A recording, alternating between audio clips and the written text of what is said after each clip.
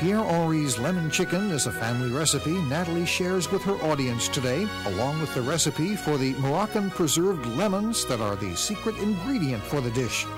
Tomato-Fennel Casserole with its lovely underlying flavor of licorice, and sesame, cabbage, and green beans are the wonderful vegetable accompaniments to the meal.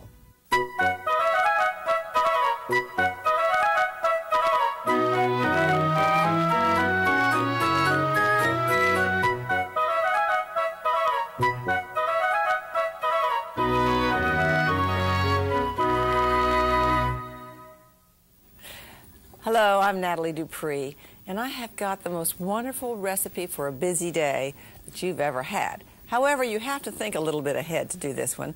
The first thing I'm going to show you is how to make these Moroccan preserved lemons. They take no time, but they're going to guarantee you that you've always got some lemon to flavor your dishes in with a little differently than a regular lemon. First thing you need to do is to wash your lemons and scrub them if necessary to remove any stamps or markings, and you might even want to just slide it off with your knife if you thought there was a little marking on it. And then you just cut each lemon vertically from the stem nearly to the blossom end. And you can cut it in half, or you can cut it in quarters, but just leave it all joined. Then salt the exposed surface of each lemon with at least 1 teaspoon of salt. I got this recipe from the young man that I call my son-in-law. Audrey grew up living with me when she was a teenager. She married Pierre-Henris, a lovely, wonderful Frenchman. And actually, they're both lovely and wonderful. And they came to live with me briefly when they were looking for a house and getting settled when they moved back to Atlanta. And they were with me, I guess he was with me 3 or 4 months, and she was with me longer than that, going to paralegal school. Anyway, this is his recipe. His parents lived in Morocco, and they used to do this, so then he did it. Now, you fill a container with lemons in this recipe. A particular recipe calls for 14 lemons, but you can do it as long as you keep the ratio of salt together with as little excess space as possible. Then mix some lukewarm water with the salt and pour that over the lemons. And what you're doing, is creating a brine. I needed to stir that a little bit better. Normally I just sort of add the salt there and let it sit for a few minutes, but just be sure that you don't want to leave it in there because that's what's helping to preserve the lemons. The salt will preserve them and draw out any extra liquid. And if you have some bobbing up over the top like I do, you need to take them out. You also need to top this with a clean stone or a weight, but not marble or limestone. I used marble one time. I used some marble eggs on top of a plate to keep the lemons immersed, and it drew everything out of the inside of the marble. Very unattractive. So you need not to do that. So have them all under the water. Have something heavy on top of them in there that won't corrode in any other way, and it'll keep them all immersed. Cover it tightly and let it sit at least, they say at least a month before using. Don't put those in there. And but I might tell you that I have used them within a week. It wasn't perfect, but it was fine, and it was the only lemons in the house that I had, and I was grateful for them. Now, sometimes a very unattractive scum may rise to the top of these lemons. It's allegedly not dangerous or bad. I mean, I checked it very thoroughly, but you should skim it off and discard it when you see it. Now, to use these lemons, and these have been sitting there not quite a month, remove the lemon and remove the yellow part of the rind and discard the flesh and the pith. Now, I know those look beautiful in those jars, and I know that you really want to use the whole lemon because you don't want to waste anything. Don't. But if you don't believe me, eat one. You'll never eat a second one. Now, just slide your knife in here. I'm doing this up in the air, but you should do it on the counter so that you don't cut yourself. And get rid of all of that lemon. And you just do this when you're ready for it.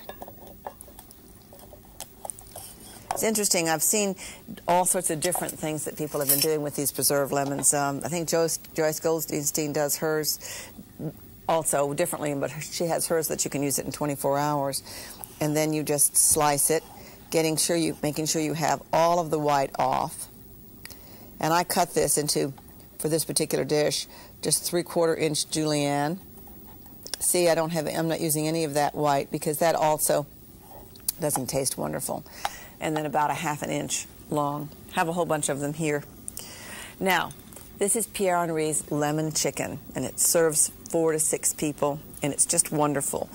It's easiest with chicken thighs, and what I do is I just buy a whole bunch of chicken thighs, keep them in the package, and leave them in the package, rewrap it, put it in the freezer, freeze it flat, and then as I need them, I pull out the thighs. But I have also used it with chicken breasts and whole chickens. Chicken breasts don't cook as long. Now, I've got my preserved lemon peel and julienne, and I just showed you that. And then I want to chop an onion, chop some ginger, and chop some garlic. I want to get this all together, and then I'll go back and show you how to do it. But you can use any chicken, cut-up chicken, or anything that you want to in it. Now, you go ahead. I do this a lot. I love the smell of onions cooking. I love the whole smell of this dish. If you can, organize your life so that you chop your onions for the week all at one time if you need to. Put chopped onions in there, and you can use sliced onions. It's not going to matter. Some chopped fresh ginger. Here's some lovely saffron. I'm going to put it there so that you can see it. It's just beautiful. Strands of saffron. This is an Indian, it came from an Indian store, and sometimes I think it's not as strong as some of the garlic that I get elsewhere, but it's a lot cheaper. So how much saffron you use is really dependent on you. So you've got your ginger in there and your saffron and your garlic. And then you can add butter to this dish if you want to. Pierre-Henris added even more butter than this in the original recipe from his mother's wonderful book that was in French from Morocco. But anyway, we have cut back on the butter, and you can leave it out altogether if you would like. And go ahead now and add enough water to cover. And bring it to the boil over medium heat. Cover it and simmer it on low till that chicken just falls off the bone. It takes about an hour to an hour and a quarter. And it is so easy. You just come in, throw everything in the pot, cover it, go upstairs and do your laundry and clean your bedroom, do all the things that you don't have time to do before you leave the house in the morning, and then when you come back, it'll be done. You want the chicken to absorb the sauce evenly, and you add more water if necessary to keep the chicken covered with the liquid. About 10 minutes before the chicken is done, you add the preserved lemon peel and some large green onions.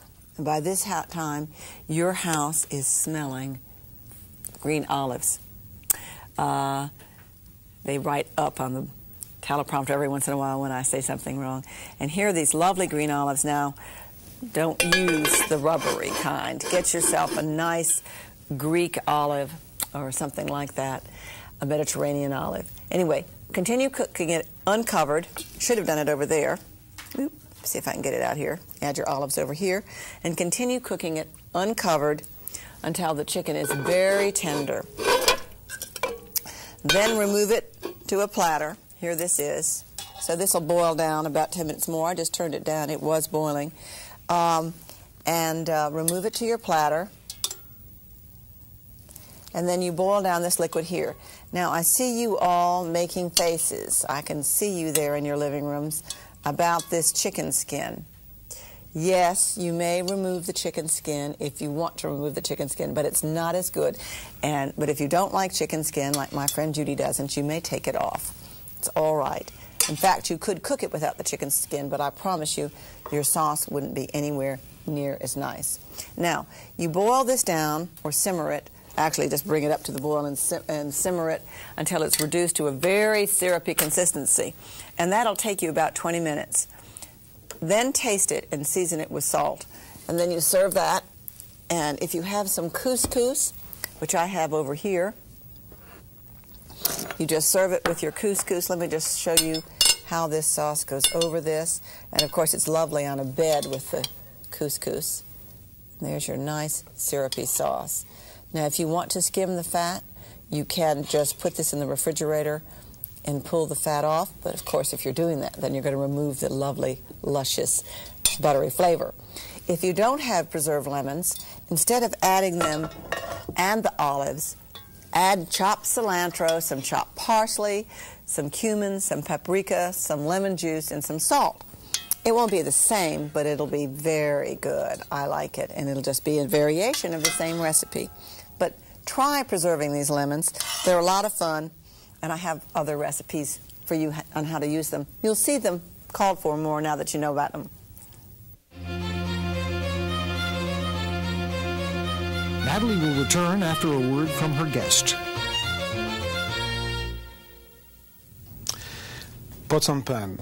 The relationship between a cook and his or her pans can be like a marriage. One, be very happy, or a source of aggravation and misery. But a successful partnership can be guaranteed if, before purchasing, the cook finds out the quality of a good pans are. Mistake can also be expensive. Let's talk about pots and pans. Copper, the best, but expensive. Rich, beautiful looking. It can transfer heat to another quicker than any other metal.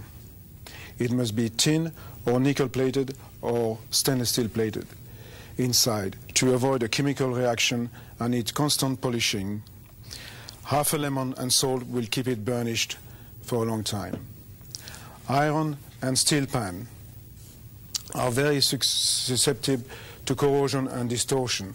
Cast iron pan, if they are covered with enamel, are excellent for slow cooking and cook food evenly.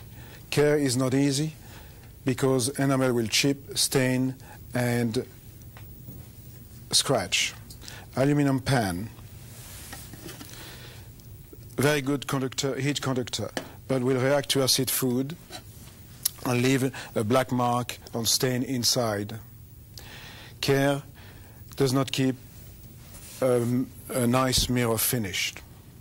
Non-stick pan,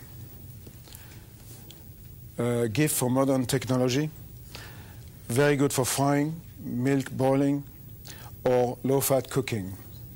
Care, easy. Do not use any sharp object or scratch pad, otherwise the coating will be scratched and the quality will disappear. Porcelain and glass, beautiful, but not very practical, and it breaks too. Earthenware pots are perfect for stewing. Stainless steel is the most durable, retain a highly polished finish, does not react to any acid. Choose stainless steel pan with a heavy base, or aluminum base or copper base. A pan should have a heavy, thick metal base, sides that curve in to the base. Handle should be strong and well secure and comfortable to hold. Lid should give a tight seal, like this. And happy cooking. Thank you very much.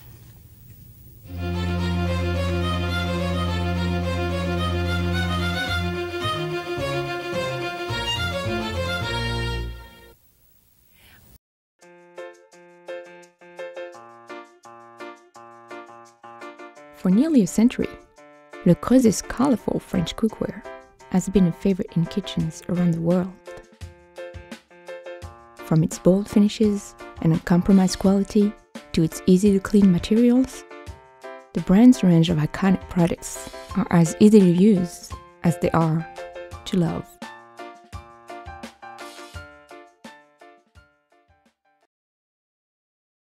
Really enjoy this tomato-fennel casserole. In fact, it's something that I first tasted when I was in Italy, and then I think I had it again at the Esposito's in Philadelphia. And I think one of the mothers made it. Usually when we go there, if there's a very wonderful event in Philadelphia called The Book and the Cook, and once a year they have all the cookbook authors come and cook in a restaurant, and then people from all around the city come and eat there. It's a lot of fun, and of course we were cooking in strange restaurants, and trust me, when you go cook in a restaurant that you haven't normally worked in, it's not going to be the same as what you would do. So it's really more for the ambiance and the fun. But we love it because we get to meet the people that watch us on television, and they like it because they get to tell us what they think of us, which is not always wonderful, but mostly wonderful. Anyway, during that week, I normally go over to the home of a woman who owns Fante's named Mariella Esposito, and people bring dishes from her family. There's a large Italian family there, and this is, I think, one of them that was brought one night. Now, the first thing that you do is to slice a fennel bulb, and this is fennel, or finocchio as it's called. And this was something that the people that work on the show hadn't really ever had before, didn't really know until we started taping these shows. And then they started learning about this, and now they ask for it. So we like it. Just slice it. It's very easy. I've moved off the little hard core that's in the center there. Slice that. Move that out of the side. I better slice this onion and get it on to cooking. Here's an onion. And normally I would have a little bit more fennel sliced. I'm just going to start what I've got here for you. Cut your onion in half. Peel it away from you so you don't cry. Keep the root on. And slice down. Here, I cleaned up this whole counter so I would have room, and I'm working in a tiny little space. So there's my root right here. Just slice down just like this. Heat your oil in a pan and add your onions and fennel. Of course, you'll have a whole pan full. Just been heating that oil so it would be hot. I just like you to hear a little sizzle when I put it on. In fact, it's so companionable. I love the sound of things being sauteed. I put in a little hard piece there. Don't you reach in. They tell me I have asbestos fingers. I'm going to go ahead and just slice a little more fennel, some onion, get that little brown part off there. Moving right along. And this takes no time. You can do this recipe in advance. As always, if you slice more onions than you need. And if you were going to chop all those onions for the chicken that we showed you earlier, then you might as well chop these two, or vice versa. Sliced ones work fine in that recipe too.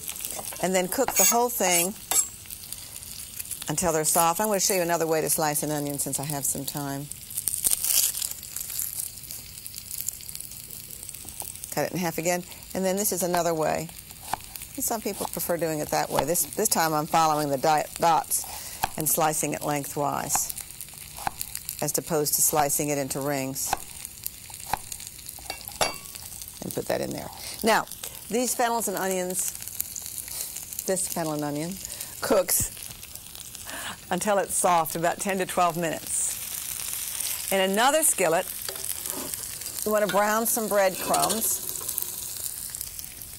And you can use fresh or dry breadcrumbs whenever my bread dries out. You know, I travel a lot, and I don't ever put my bread in the refrigerator. You would never put your bread in the refrigerator, would you? Right.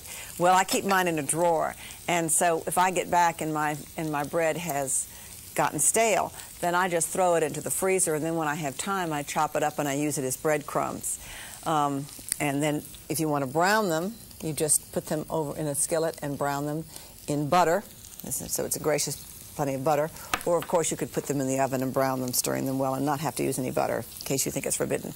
Now, get yourself some canned tomatoes and break them up. You don't want any of those pieces in there.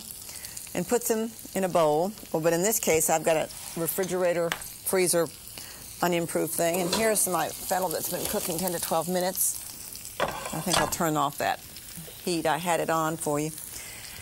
And stir in your onion and fennel. You can see this is not a very difficult recipe. Hardest part is doing it tidily, I guess. And a slotted spoon would be nice, but I don't want to walk across the room to get it. So here's that. Add every last bit of goodness. And put this right here. Stir it in. It doesn't stir in very easily because it starts to separate anyway, but give it a stir there. And this is actually greased, lightly greased. Put them into your baking dish and top it with your breadcrumbs. How nice it is. Now, you can refrigerate this. There's no reason why you can't refrigerate this ahead of time. Pull it out what you want to, and it'll last in the refrigerator a couple of days. Then let it come back to room temperature and run it into the oven at 350 degrees until lightly browned. It'll take about 35 to 45 minutes if you'd like. And here's the way that it looks. It's really pretty, and you can do this ahead of time, and you can even reheat it in the microwave if you want to. So there you are. You need to have things that you can make ahead of time. I'm going to get an A for remembering to turn off that oven, that stovetop, before I came so far away from it. Now, sesame, cabbage, and green beans, another thing that can be done in advance. People get into such a crises about trying to get everything ready at the same time when they're serving dinner. And I'm this great believer in doing things ahead of time. So while your chicken was cooking, for instance, you could be preparing your fennel and tomatoes. You would tip and tail your green beans and blanch them, or else you could have prepared that casserole 2 days ago, and you could have tipped and tailed your green beans. You put them into boiling water, blanch them. Someone just wrote up move towel, and I thought maybe I had something on fire, so I was afraid. Anyway, put them into boiling water for 3 to 5 minutes, which means blanch them. And then you drain them and refresh them under cold water. Refresh meaning set the color, make them fresh. You know how when you sprinkle cold water on yourself, you feel refreshed. This means the same thing when you're talking about green beans. So let me just show you tipping and tailing there.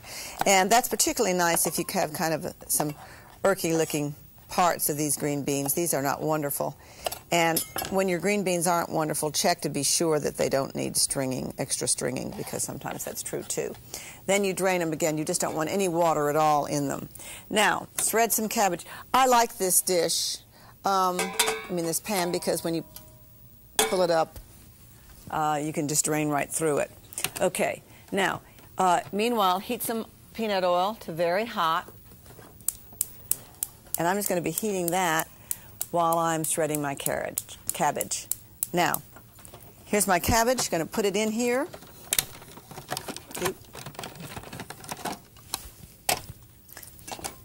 Cut your wedges so they fit into your food processor, or else just grate them by hand. Put them through. Do I have that locked or unlocked? Locked. And let's see if it works. Yep. And grate them. Now, just add your cabbage and your beans and saute them just until the cabbage just wilts, but it's still crisp. It only takes about 5 minutes. You can do that ahead of time. Then combine some sugar, some soy sauce, some sesame oil, brown sesame oil, and some pepper to taste. Oop, I didn't mean to add that vinegar. I was going to show you a trick with the vinegar. I knew I shouldn't have done that. But anyway, sometimes what happens, you add this to the cabbage mixture to coat it, and sometimes your cabbage turns blue. If it turns blue and you don't want blue cabbage, then add that vinegar to it and it will make it just a lovely color. So here you are. Here is some without any vinegar added to it with the blue cabbage, and this is the one with vinegar added to it. Serve it hot or at room temperature, which makes this another wonderful dish. And I'm going to sprinkle it with some sesame seeds over here just so you see that. I've gotten to be very, very fond of sesame seeds, particularly when I'm using that Oriental sesame oil.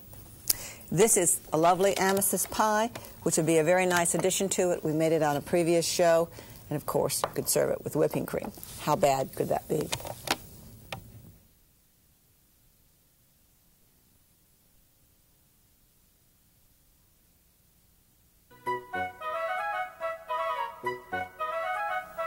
Today, Nathalie shared her family recipe for Pierre-Henris lemon chicken, along with the secret for making the Moroccan preserved lemons, which are the secret ingredient for this dish. Tomato-Fennel Casserole with its lovely flavor of licorice, and sesame cabbage and green beans were the vegetable accompaniment for the meal, to be topped off with a luscious amethyst pie.